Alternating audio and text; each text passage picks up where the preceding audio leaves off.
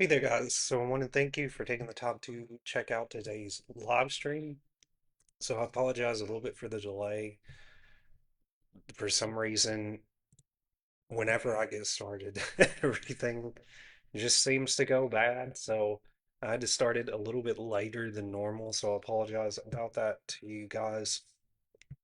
And for some reason, the stream is a little bit up and down, as far as the connection. So I don't know what the deal is there, but hopefully things will sort of level out as I go through the stream.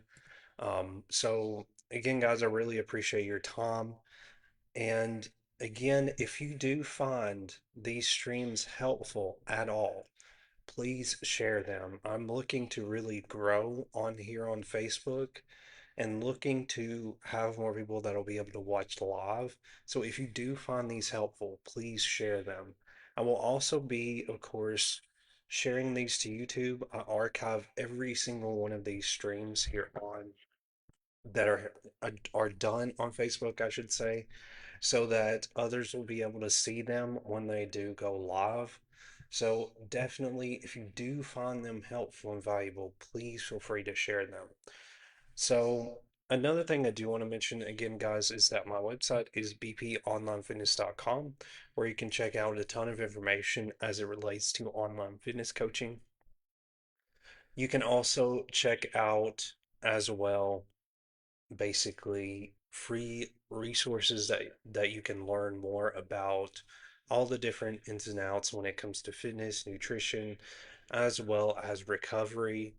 And there are a ton of different topics that I usually discuss in my fitness blog, as well as, of course, in these live streams. These live streams, I do have the latest live stream usually uploaded to my YouTube channel, or excuse me, my website, I should say. It is going to be uploaded to my YouTube channel as well.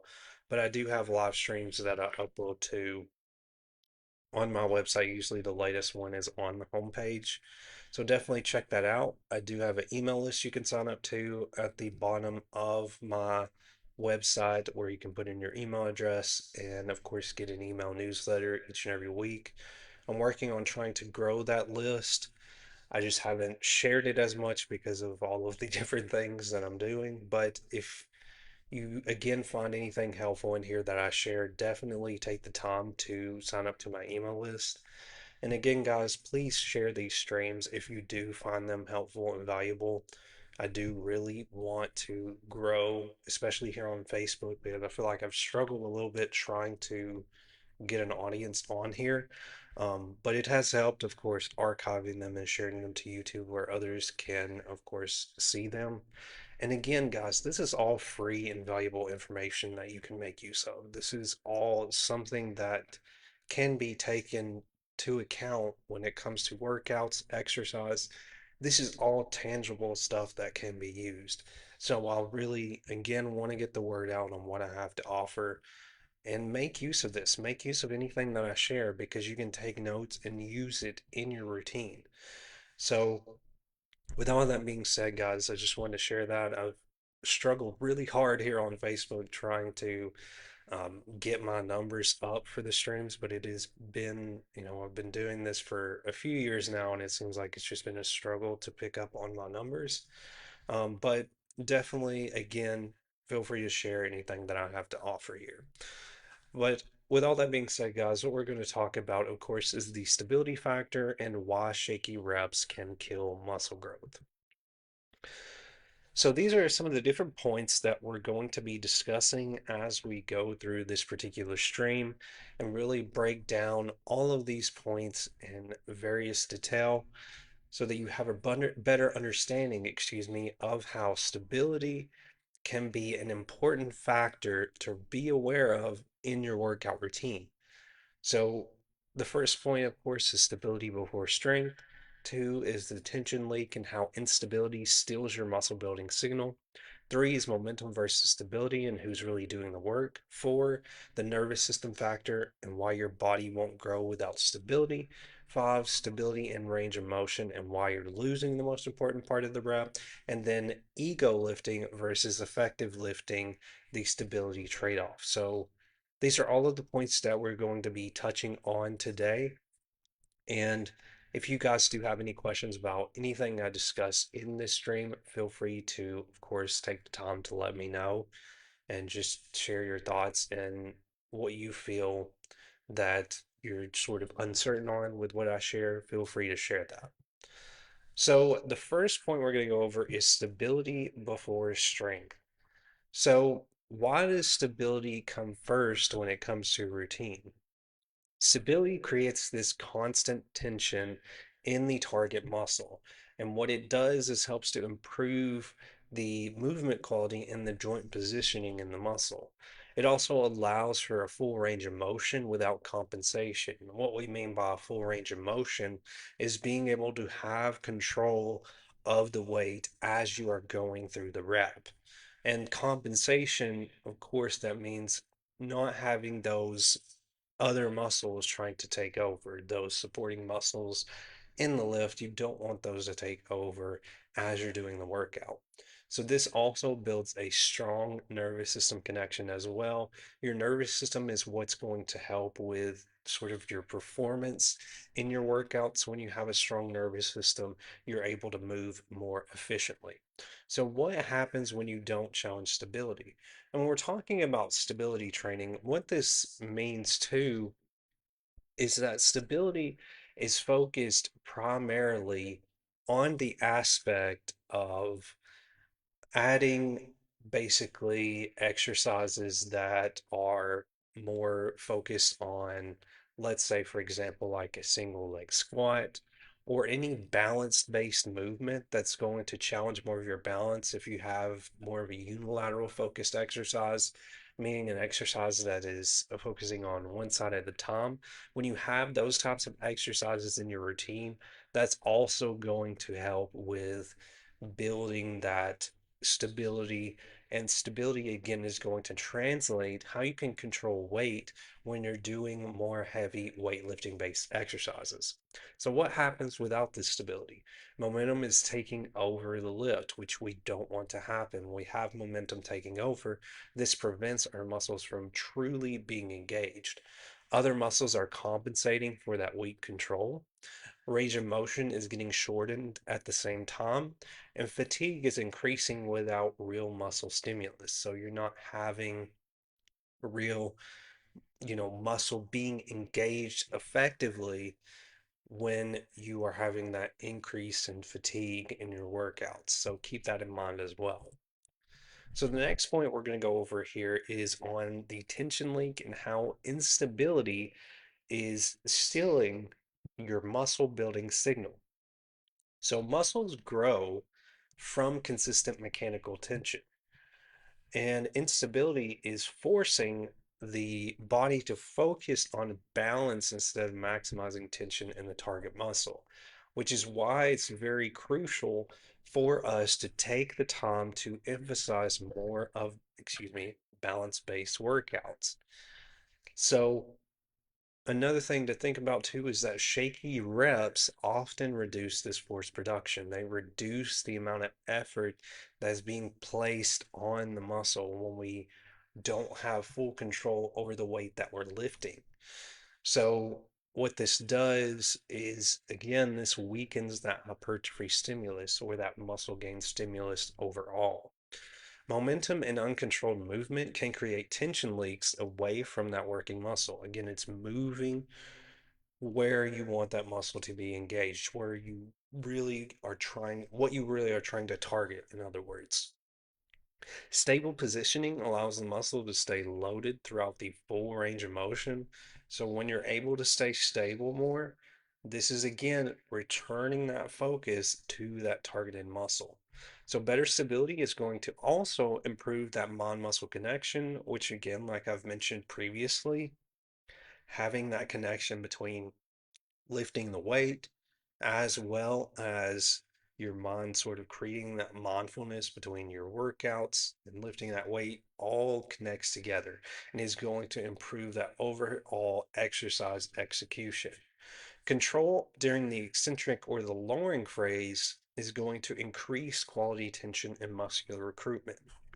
Like I've mentioned before, our lowering phase is a crucial part of our routine. And so when we emphasize more on how we control the weight when we're in that lowering phase, the more we are going to be able to activate that muscle more, have more of those muscle fibers activated, which leads to a larger, more, larger amount, I should say, of muscle growth in general. So, momentum versus stability and who's really doing the work.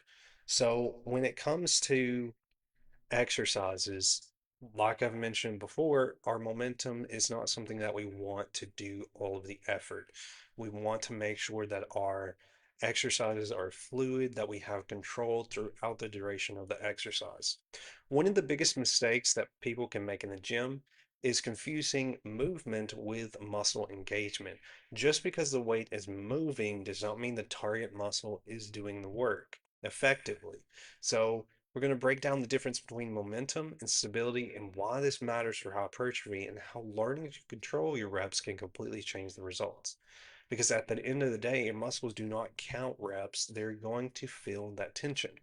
Momentum happens when speed, swinging, bouncing, or body movement starts helping the weight move more than the muscle itself.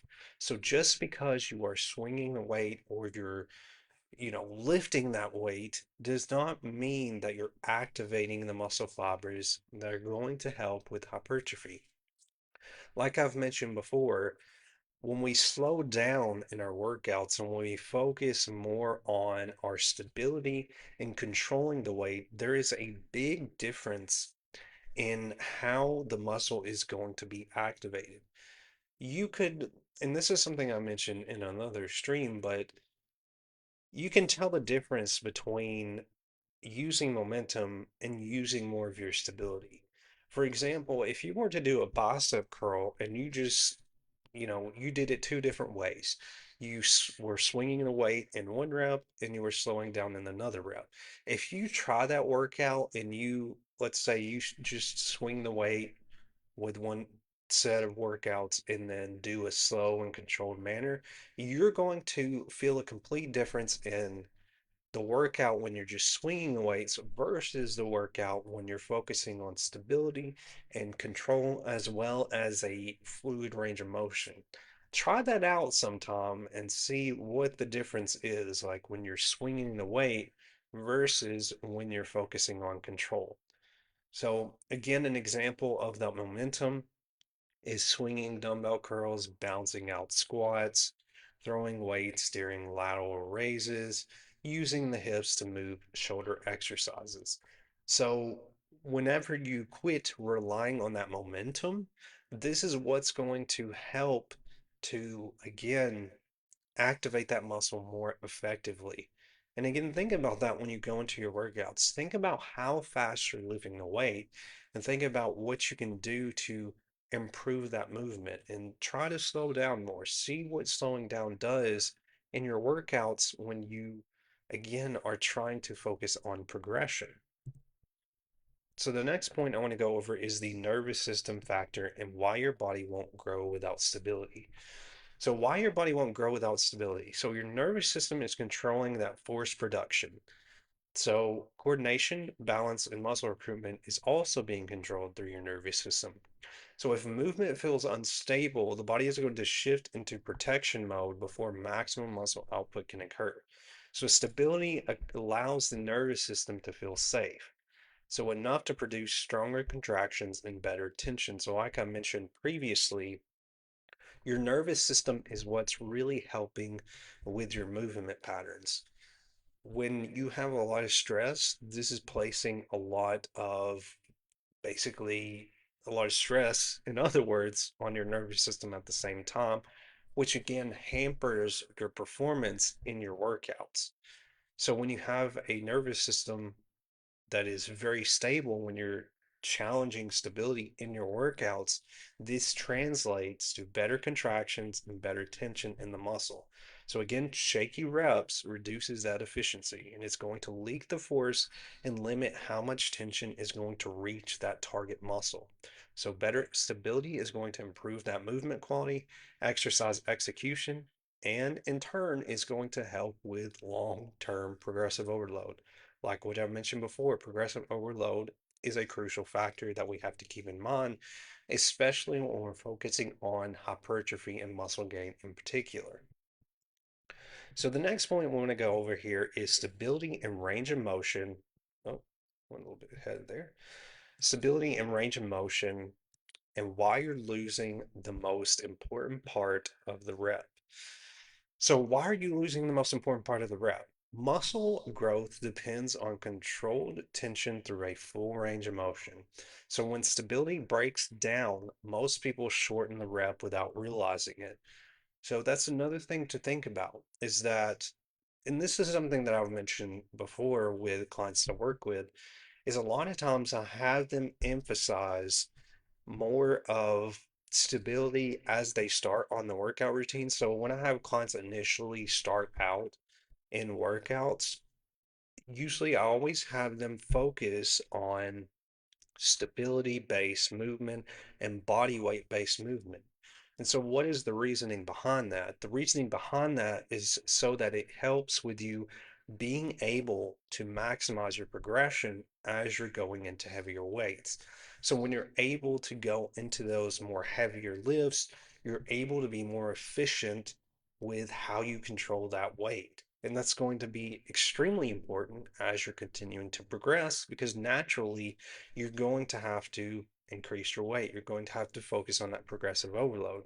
And you're going to be going into more complicated movement patterns that are going to require stability first and foremost. So that's why it's crucial, again, to focus on that, especially when you're starting out in a routine. That should be your main focus when you get started with a routine is focusing on your stability, learning how to challenge your stability, learning how to master basic movement patterns is going to translate to better and seamless progression in your routine. So, again, what this is going to do when our stability breaks down, it's going to shorten the reps without us realizing it. So half reps bouncing or rush movement is reducing time under tension and is going to weaken muscle engagement overall. So the stretch portion of the rep is often where the strongest hypertrophy stimulus happens. So poor stability causes the body to focus on balance and survival instead of targeted muscle contraction. So momentum again may move the weight, but controlled range of motion is challenging that muscle. And I apologize down here when I was making the slide. That was what was down there. That was like the actual template sort of wording. So I apologize on that. But again, you're sort of understanding what it means here when we're talking about stability and being able to control our weight more. Ego lifting versus effective lifting and the stability trade-off. So the stability trade-off is that ego lifting is going to focus on moving the most weight possible, even if control and technique break down. So effective lifting focuses on creating the most muscle tension with proper execution and stability. So the heavier the weight becomes without control, the more the body is going to rely on momentum and compensation.